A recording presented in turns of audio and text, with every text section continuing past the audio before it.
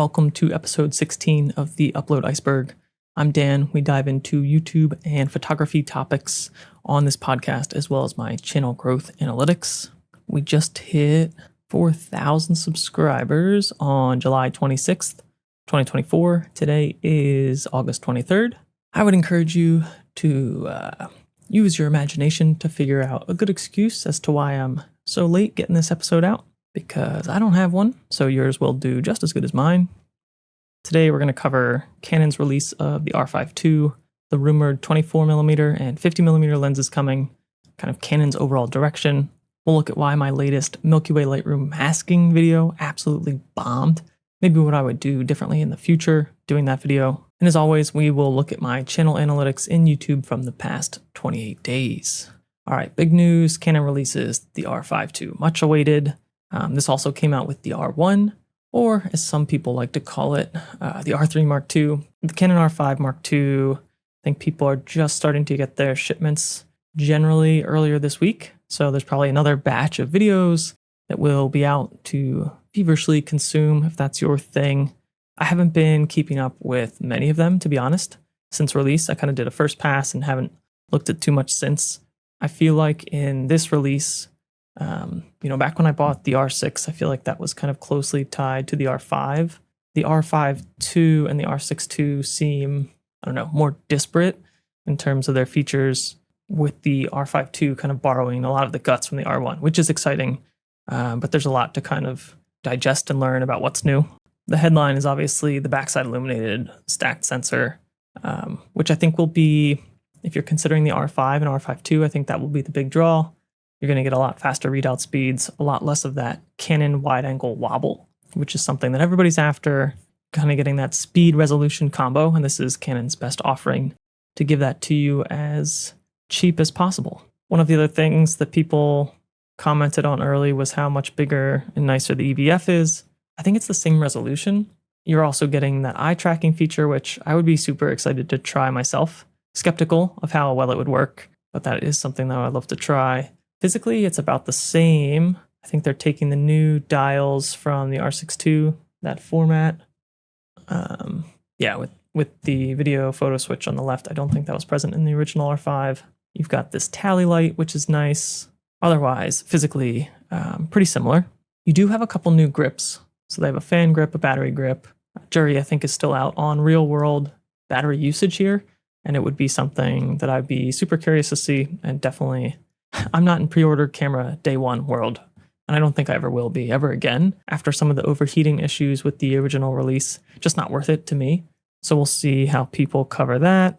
What else? You are going to need new batteries. Old batteries still work, but you will need the latest battery to get the most out of the camera and to unlock all of the best, I think, mainly video features.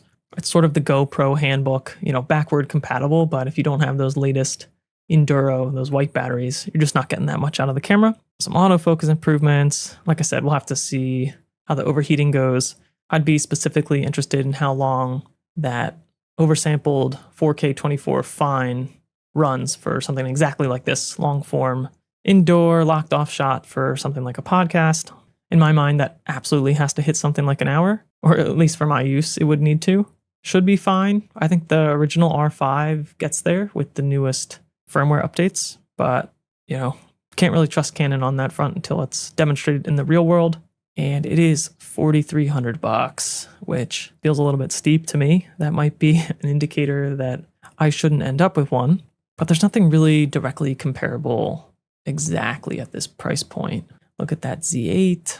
This is at $3,800 right now and pretty widely recognized as more or less on par-ish. The A7R5 is up to $39 at this moment. This is I think this is a different camera, right? I think this maxes out at 10 frames per second. Higher megapixel count, so that might be interesting to some. And that's still really fast for that sensor. But this is considerably different for people who are going to use the faster speeds on the R5 and R5ii. So you can compare these in that they're kind of that, R5 price range, but they're starting to diverge in terms of features here. And then what was really interesting during this release, the R3 was as low as $39.99. If you emailed B&H for pricing, I think that'll probably drop again during Black Friday. There's just some weirdness in the lineup there, but probably something that you can get for a great steal. The R6 II already has rumors, a little bit unrelated, but has rumors for the R6 III coming out. This was as low as $22.99 when the R5 II dropped. Now, $19.99? This is crazy. I mean, this is as low as I've seen it. I wonder if, let's just see how it feels. Let's just see how it feels. And then we'll view the cart here. All right, that feels pretty good. Just kidding, not gonna buy that. Just go ahead and remove for safety purposes. That's really cheap. So I'm not in camera buying mode financially.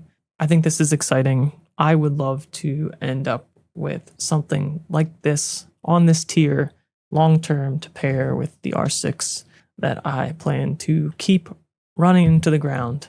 I've had this for about, at the end of 2024, it'll be like 4 full years that I've been using this a lot.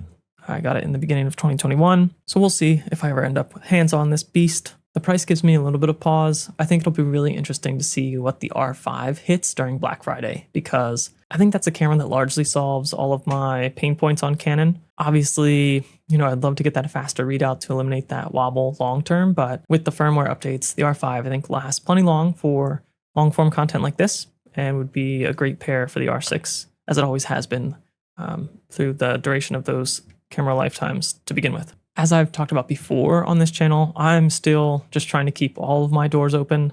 I think I'm a good candidate to potentially straddle systems if I would like to.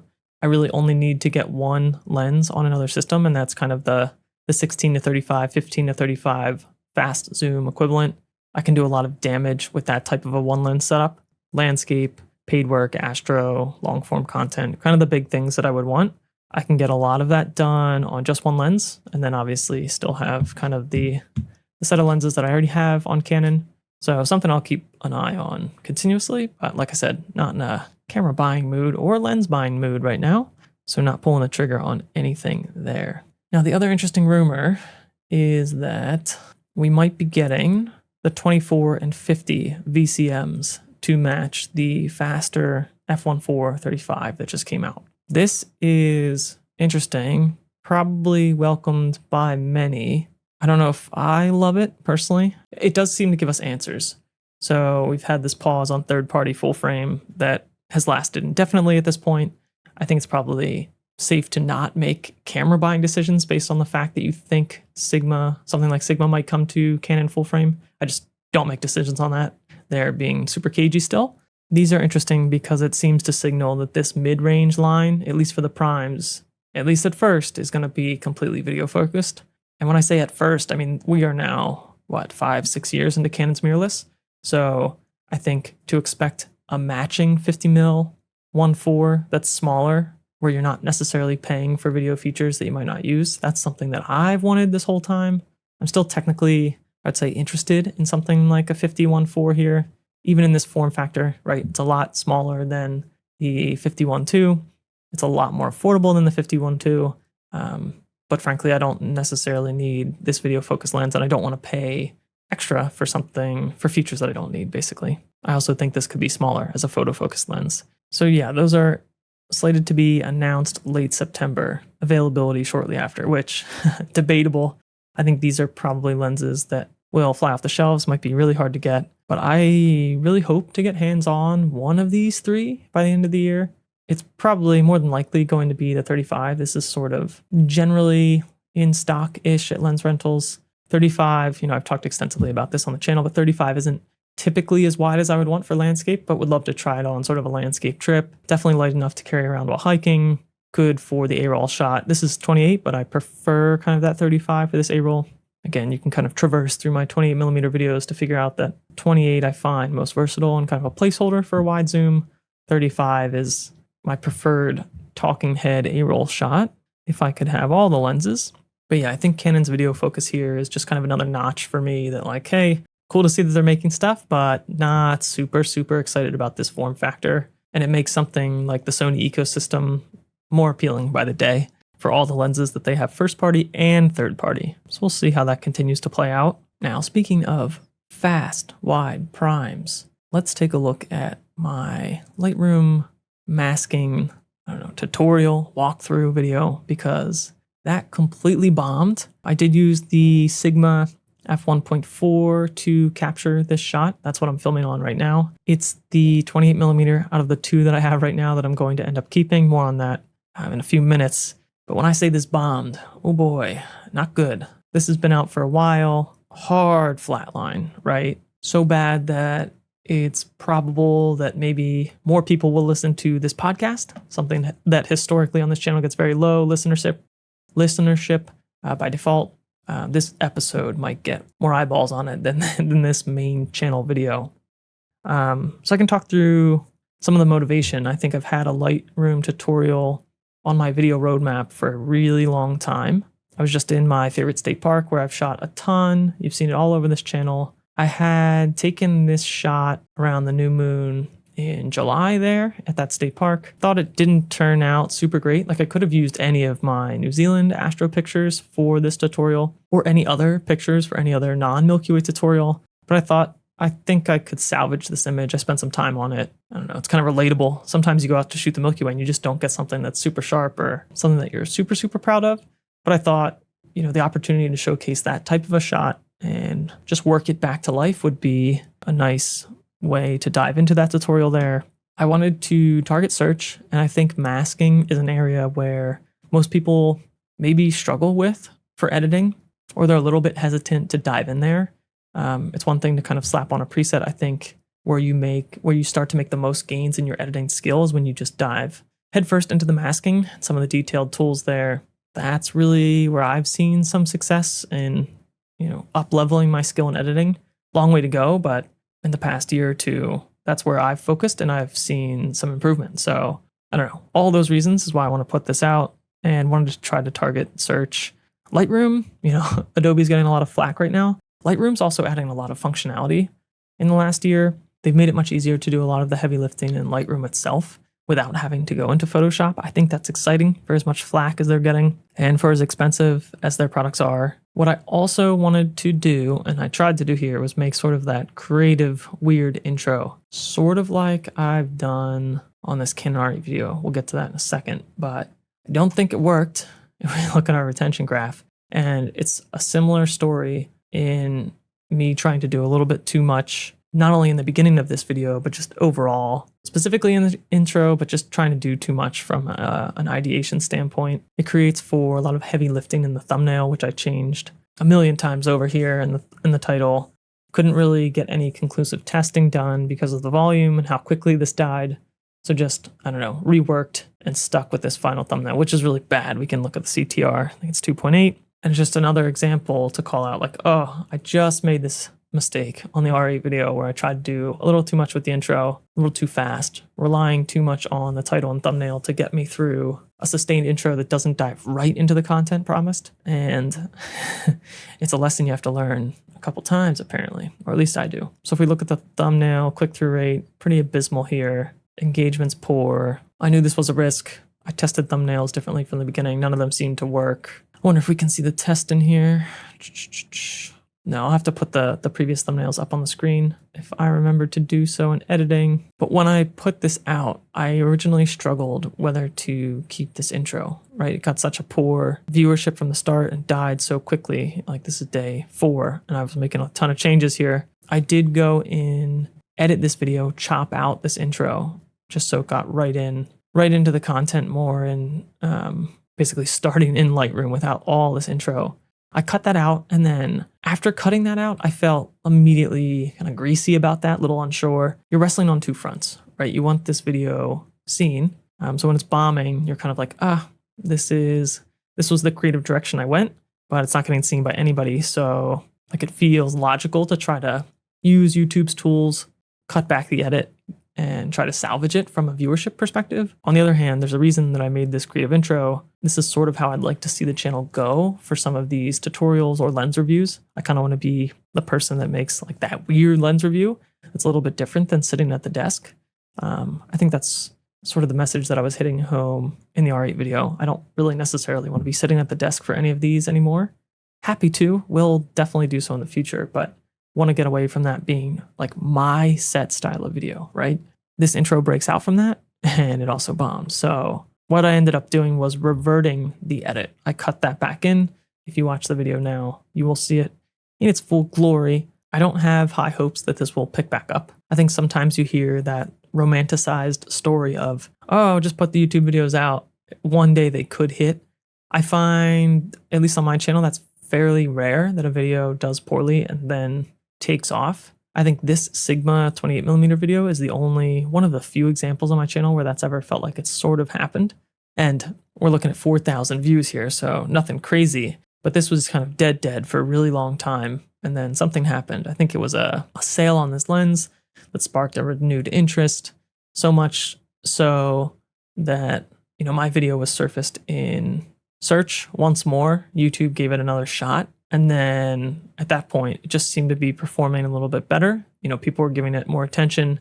And then once YouTube recognized, like, oh, this isn't quite the dog shit video we thought it was, you know, there's still low search traffic on this lens given how old, but you can see that it's definitely improved compared to how it was. I also messed with the thumbnail and stuff, but if we look at the engagement graph, we look at like, I wish I knew when I tweaked the thumbnail, but it was somewhere in here. Like it didn't have a noticeable impact. I think it really was, you know, when this started happening, it showed up in the 48 hour, like I could see the video rising in my 48 hour analytics. So I kind of dug down and saw that, you know, it was on another massive sale, like $300 off or something. Long story short, I don't think that's going to happen here, but we'll see. And I think I'll probably try to get right back on the horse with this concept. Like I want to do more Lightroom videos. I don't know what form that will take. So it'll either be similar. I'll take a collection of videos, maybe around a lens, around the R6, like try to still target a search term. It might be around iPhone RAW photography, actually. So I have a lot from New Zealand and even Ireland a couple of years ago that I haven't edited for my iPhone RAWs. So maybe that would make a unique video. I'm also sort of toying around with the idea of potentially just making this Lightroom. I don't know. I like being in here. I like kind of taking like jolly good time on an edit. If there's something that's nice enough to spend 30 minutes on, kind of at a slow pace in Lightroom, I kind of like the idea of doing a monthly live stream. Not sure exactly how that would work. I've never gone live. If I went the live stream route, that might be something that I put behind a channel membership to make like a channel exclusive membership, something really, really cheap, like $1 or $2 a month. But that is something that I would like to test out on the monetization front at some point. I don't know if my channel's big enough to have that appetite. I don't know if I'm a good enough photographer or editor to have that appetite. Something to play around with though, if I get a few more of these videos out. And then, like I said, this Canon R5ii video was the other one that I got a little bit weird with. You can tell in the retention graph, doing too much, but recently it has picked up. So I kind of reverted back some of the titling, targeting, if you've seen this, it's about sort of, I'm piggybacking off of Gerald Undun's camera reviews need to change video, which was a hot topic at the time, and kind of structured this intro around it. I dialed the title back from that. So just really went back bare bones to what the video is about without that involvement with Gerald. So, you know, really targeting that Canon R8 search. But these are travel photos from New Zealand. So just give a nice short, sweet title, giving you what's there, still in the New Zealand mountains here. Whether that Gerald Undone portion makes any sense when you're in here searching that way, not sure, but I have seen a noticeable uptick in YouTube trying to serve this up for Canon R8 traffic since settling down on that title. Maybe around here, you can see it's starting to go. This was pretty dead-ish. And if we look at search terms, we can see that YouTube has given this, I don't know, after kind of killing it off, giving it one more go on this Canon R8 stuff. Still not getting the retention that I think I probably need to get to see this go on a wild uptick, but we'll see. We'll see. And speaking of the R8, this is the R8 right now. I'm going to finally let this little guy go free. If you've been around for a real long time, this video came out almost a year ago, almost exactly a year ago, actually. I bought the R8 with the promise that I would sell this in 6 months. It has been 12 months. It has served me incredibly well as a content camera, as a photography camera. It's great, right? It's R6 2 guts, you know, missing some of the nice pro features that I like about the R6 with the 2 card slots, battery grip, all the things. All the reasons I probably should have a Canon R6 too, but am too stubborn and want to run this to the ground. It's not exactly what I want for my 2-camera setup. That's originally why I was going to move it on in 6 months anyway. I will miss the size for sure. I don't think I'm going to miss the lack of 2 cards. I don't think I'm going to miss the overheating. It hasn't overheated to the point of stopping on me, but the overheat warning bar is on right now as we speak after 32 minutes of recording. Battery's small, which isn't a super deal breaker for me, but I won't miss that. I will miss the autofocusing system. The R6 doesn't really let me down in that area. It definitely could be better, and I know it could be better because the R8 is more modern, and I will miss that focusing system for sure, I think. I am going to sell it with the tiny 28mm pancake lens. I will miss that. That is a beauty for travel. I have loved and used that pretty widely, most recently in New Zealand. Great travel companion lens, but I have two 28s, and I want to keep the Sigma as big as it is, especially adapted, as heavy as it is. I'd like to keep it because just nicer to use with my filters one. It's a little bit faster for Astro, a little bit faster for talking head if I want a little bit more separation. And as much as I've loved 28 as a prime, like I said in the beginning of this episode, 28 prime is sort of splitting the difference for me between 15-35. I can't and couldn't in the past spend that money on a lens like that yet. And so this is as close as I can get to the nice A-roll punched in, but wide enough, wider than 35 to the point where I can carry it around and really like it for landscape. So even this 28 might get sent to greener pastures in the next couple of years, but for now, this is one of my favorite lenses. Gonna keep it. Wish I would also keep the 28, but I think it's a great lens to package in the sale of the R8 because it will be enjoyed. That tiny 28 is part of what makes the R8 magical. So kiss it goodbye. This is the last angle you might see here on this channel from it. I'm going to keep it around to finish some hockey content that I need to publish by the end of August. It might show up in one more video here, but doubtful. So we appreciate your service. Now on to the benchmarked analytics. 17.9 thousand views. Big time down. It's about 640 views a day. YouTube is telling you you're down. So that's not a good feeling every time you go into analytics. This comes down to posting frequency. You can see in this graph here, we have not uploaded at all. That is not good. And this video, as we discussed, bombed. And this is a podcast, so I don't push this to subscribers generally. Don't expect these to take off. And then this was the Canon R8 video, which spiked a little bit, but only because views are generally down. So I don't know. I think you're supposed to post more often than this on YouTube.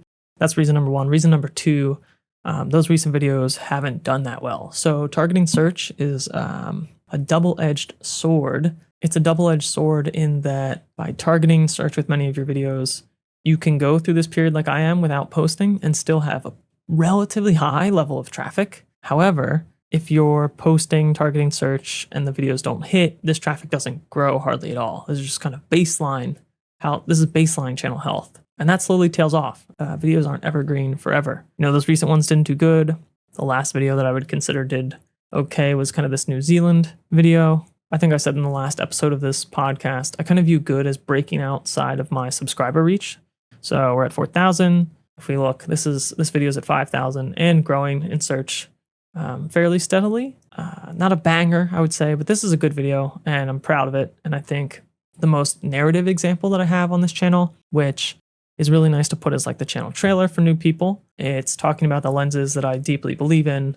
And it's also, I think, one of the better things to show to sponsors long-term about what this channel can be or the type of content that I can turn out as a result of a personal trip. So good, not a banger. That was in April. That was a long time ago at this point. You have to go back all the way. January, first week of January, this Not a Holy Trinity video, I'd consider that good. Has massively trailed off kind of that logarithmic growth, but massive spike to begin. Enjoyed making this and learned a lot in the process. So that I would consider good. And then prior to that, I think you have to go all the way back to November 6th, 2023 to find a quote banger. The 28 versus 35 comparison review. Thought would do good. Tried to make that dense. That is at 22,000 views. So I consider that mega win for the channel of my size. And it's on a somewhat linear-ish trajectory. This will also serve, if I'm able to rent the 35, the new one, this will serve as a great lead-in to that video to give that traffic from the start. So if we go to the end screen here, let's edit this. We have the Sigma 28 video, the Canon R8, and RF 28 video. That's actually tough. I think I might replace the Sigma video on that end screen with a new 35 potentially. And this Sigma video might suffer a little bit, but that's okay because the R8 pancake combo video does fairly well. And I wouldn't want to mess too much with that. Anyway, we haven't put out a video in a while, or a banger video. If we come back here, watch hours are down to 800, subscribers down to 62, both less than usual. I think, first of all, welcome to 62 listeners. If you're here, I want this, obviously have been shooting for kind of that 100 benchmark in the last couple episodes. I'd love to see 100 subscribers in every 28 days. If you get 77 new subscribers every 28 days, that ends up being 1,000 a year. So look, if you're listening to this and you have a YouTube channel, 1,000 subscribers a year can be a lot or it can be a little. It's all really relative. If you're a channel of my size, around 4,000, bringing in a new 1,000 people a year around this stage, I think is objectively growth. I won't say good growth, but it's objectively growth and nothing insignificant. So that's where I'd love to be. Again, should post a little bit more potentially, or post better, more or better, maybe some combination. Click-through rate on long form is up slightly, view duration up very slightly as well since the last time we looked. Still struggling to bring this way up. So I find this a little bit upsetting because my recent videos were longer. So I'd love to capitalize, I'd love to see that watch duration go up as my videos are longer. And again, I'm never making the videos longer to get more watch time. I think you should make a video exactly as long as it needs to be. However, when I start posting videos past 10 minutes and this isn't really going up, it's people aren't watching that R8 video as much. This is 1017. Watch time isn't going to go up if people aren't watching it that much. This is also barely above average to begin with. So ideally would have wanted to bring people 50% of the way into 5-minute territory here to see that go up. So that's down. Revenue is down as well, as you would expect. This averages out to about 185 per day. In this period, we've got a high day of 343 and a low of probably 133 for a grand total of 5177. As a reminder, if you're in this game, 5177, that will get paid to you every 2 months to hit that $100 payout threshold. We'll track this at the end of the year. We'll see how this rises with the holidays. I think I'm going to do a lot more personal shooting for the last couple months of the year in some fun locations. So we'll see if all that extra shooting translates into actual videos, actual good videos. Stay tuned.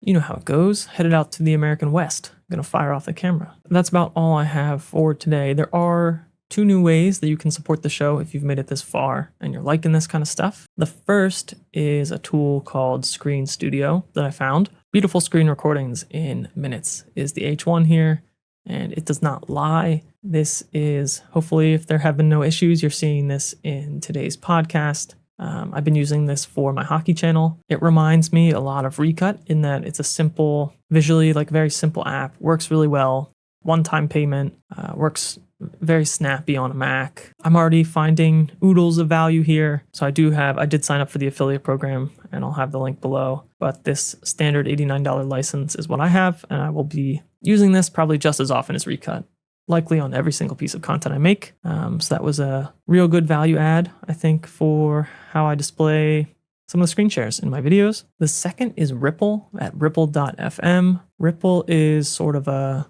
new way to grow your network around podcasting. It's completely free. If you're like me, you might listen to a ton of shows, so you can follow those public podcasts. This is the one I work on. This is the creator of Ripple, is half of this show, kind of a check-in business show.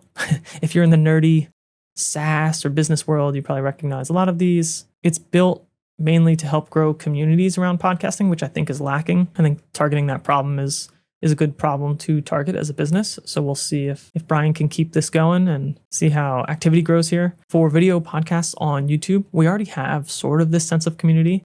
There are comments, you're commenting from a username, so there is feedback potentially, and we can get to know each other a little bit more than just a one-way relationship. This takes that a step further and is really valuable, I think, for audio-only podcasts. The other part of Ripple is private podcasting. That is going to be something, I'm not going to spend too much effort on this to start, but that's something that I do want to dabble with. And so I have a show created here, 24 hours post-publish. It's going to be a lot like the part of this show that deals in YouTube analytics, but much more abbreviated, audio only going to be on the YouTube analytics and strategy side. We're not going to explicitly dive into any of the camera stuff unless it makes sense to do so from like a thumbnail or retention rate analysis here. And this is just going to be if I produce a YouTube video whenever I feel like it, and I produce one of these podcasts sort of regularly at subscriber milestones. This show is supposed to be short, low effort for me, but also to keep me publishing immediately after I publish other content. So I probably will make an episode, a little bit meta, but make an episode on this private podcast looking at the analytics from this public video podcast, as well as for my YouTube videos on the main channel. If you're interested in that, sign up for Ripple, completely free. And then you can follow this. You'll get a custom URL for the RSS feed, and then you can add that to, I add mine to Apple Podcasts. And specifically, if you're into some of these business topics or B2B SaaS, there's a lot of shows here from similar-minded founders to Brian. So you can subscribe to other episodes. You can see that the discussion takes place here. I don't know. It's a cool concept. If you're interested, sign up, check it out. That's all I have for today. Later.